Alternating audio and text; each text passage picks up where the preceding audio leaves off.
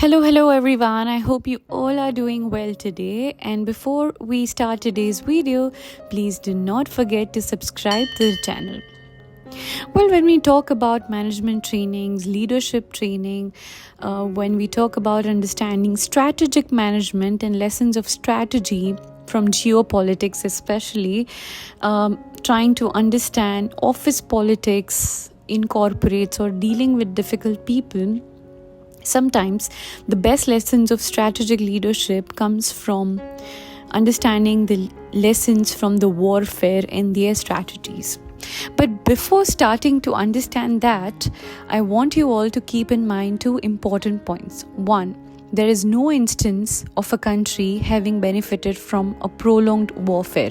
It often damages between the two parties than doing good for those two people, state, country, or companies. Second, the first step, sometimes war is inevitable.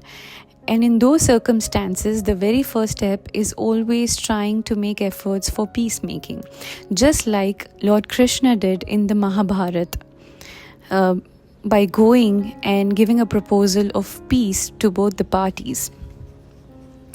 Now, talking about understanding the lessons of strategy from the warfare, Sun Tzu, a military general and strategist who lived in ancient China, is one of East Asia's most important historical figures. Traditional historians believe that he lived between 544 to 496 BC. Sun Tzu's birth name was Sun Wu, the name he is well known, which means master son. He is most famous for writing The Art of War, a timeless classic and one of the most important works of Eastern literature.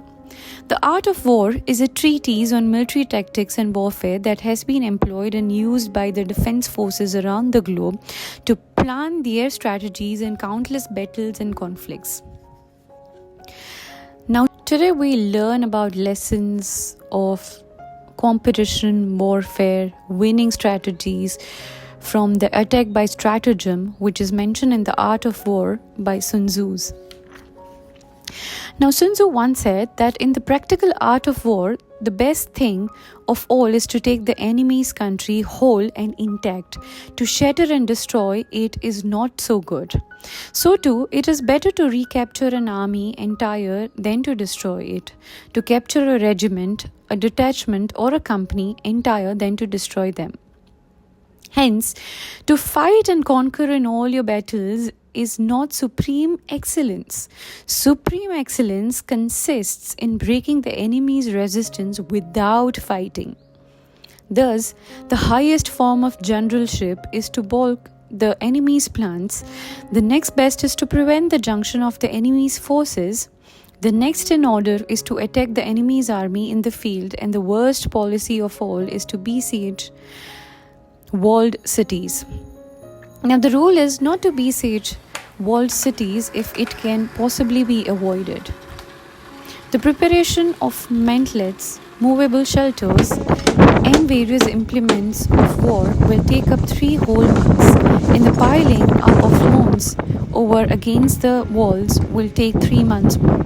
The general, unable to control his irritation, will launch his men to assault like swarming ants, with the result that 1/3 of his men are slain.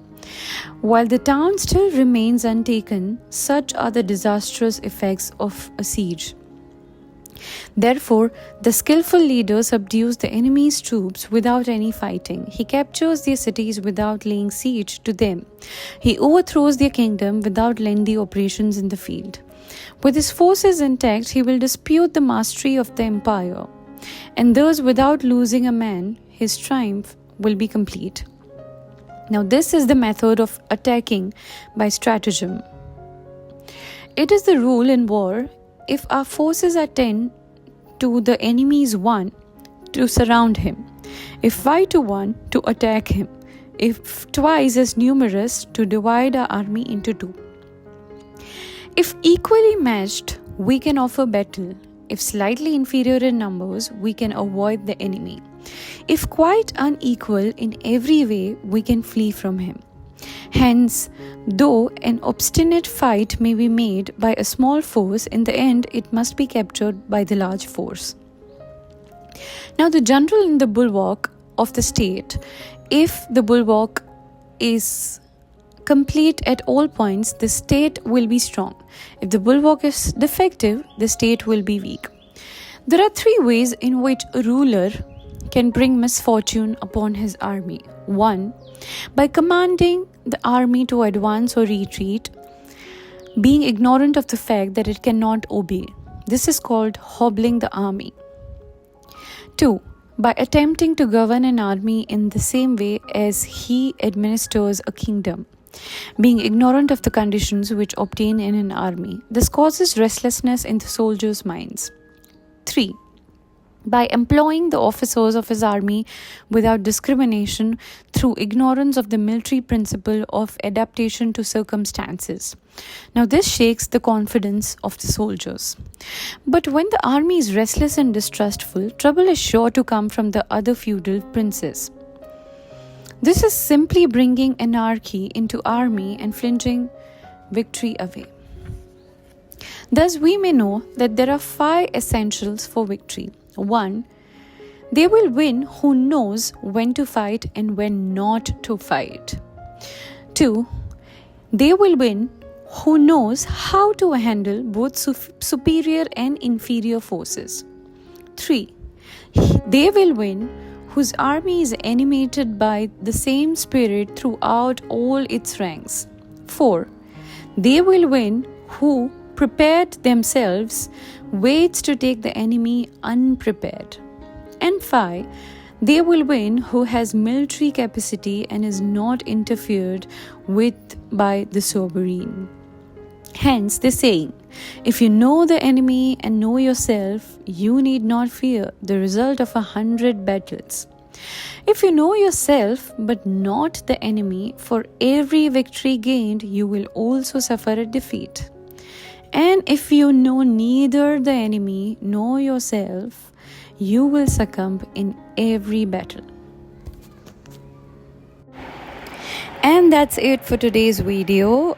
Stay tuned for many more interesting articles, case studies, stories, models, methods, and games related to management.